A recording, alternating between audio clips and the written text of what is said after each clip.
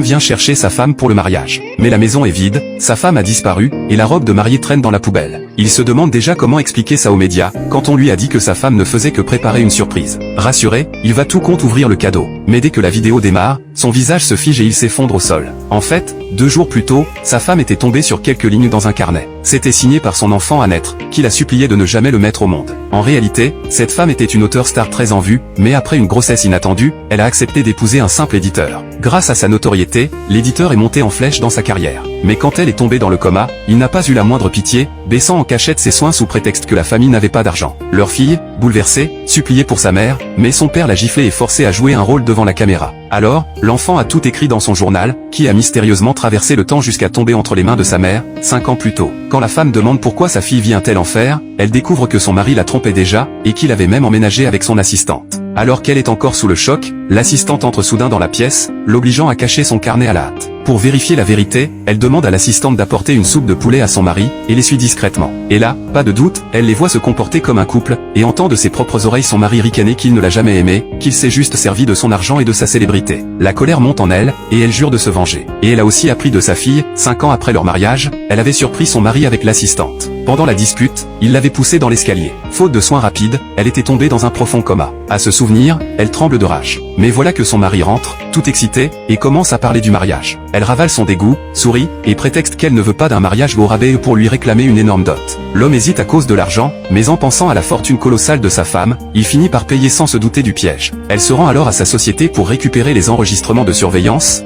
décidée à lui offrir un grand spectacle le jour des noces. Elle invite même des journalistes pour assister à ce soi-disant mariage du siècle. Quant à la robe hors de prix achetée par son mari, elle la jette sans hésiter. Après avoir confié la vidéo à son assistante, elle descend avec sa valise et attend tranquillement, en voyant son mari arriver, tout sourire. Mais quand il monte en courant, il ne trouve qu'un appartement vide, et une robe de mariée abandonnée dans la poubelle.